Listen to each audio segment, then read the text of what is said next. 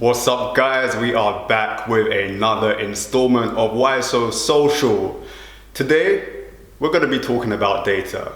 And not just data as, crunching numbers, whatever. Like, we're talking about in-depth data here. We're going to be talking about data on these little things. These little things that we all have in my pocket right here. These little things. These things that they like to call a black mirror.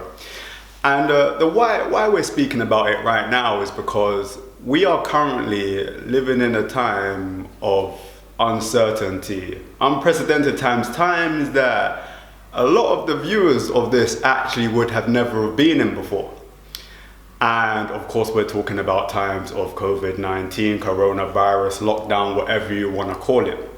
Now, the reason I've decided to focus on this specific subject right now is because we all know about data, right? We all know about, if you've seen one of my vlogs before, I talk about the idea of new slavery, about the idea of these phones, these devices controlling our life, about the idea about you can do anything on the internet as long as you got one of these in your pocket. Okay, it can track whatever you do, it can track your viewing habits, where you go, whatever. And it can do some cool things, targeting things towards you, making you have the perception, the idea that you want something that you might not necessarily want. Now, especially during these times, we are living in a moment where we have restricted capabilities of what we were able to do before. For example, I've been working at home for the last month. Maybe longer, as to see, my brain's already going around the place, I don't even know. But at least the last month, I haven't been able to do things like go to work. I haven't been able to do things like go to the cinema to watch a movie, which I love doing. I haven't been able to do things like travel, which I love traveling. I have been subject to living inside this home, which I love. Okay, I'm also a little bit of an introvert, which I love, but I can't necessarily go out that much. Now, when I am stuck in a position like this, I tend to find instant gratitude. I tend to find instant entertainment, the same as a lot of you guys. And the thing is, where do I find that? I grab one of these. Now, why do they call these smartphones? Smartphones, right? Because they're intelligent. Everybody knows they're intelligent. The thing is, when we use these things, they get smarter.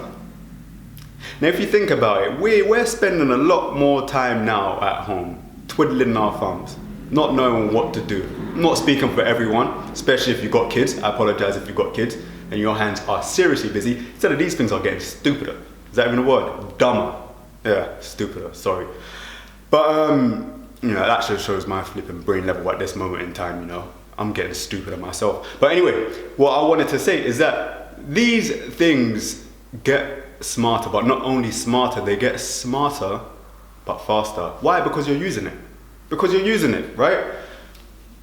Let me give you a little anecdote about data and why data is so important to this world and how it can make your life better, but it can also make your life a lot more terrifying. There are a lot of people out there that don't know whether data is good for them. There are people out there who just don't give a damn. There are people out there who are scared of your phones tracking your movements, which is a scary thing if you think about it properly. I want to tell you something. I was one of those people, when we went into lockdown, I went straight to the supermarket, I got my supplies, but I also bought some flour to bake with. Thought, why not have a go at baking? So I started baking. I used to bake back in the past. It was one of the hobbies that I used to have.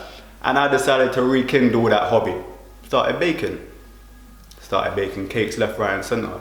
All of a sudden I'm on Facebook and I'm scrolling down and Facebook's advertising to me an easy bake oven for 8-year-olds.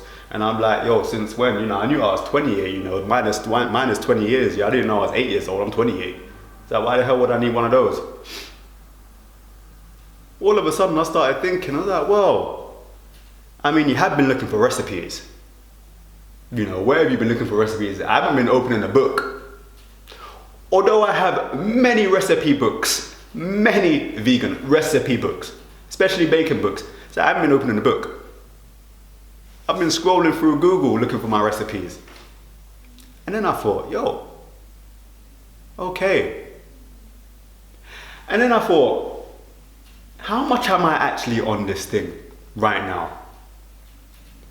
Then I thought, I must be giving this thing a lot of information.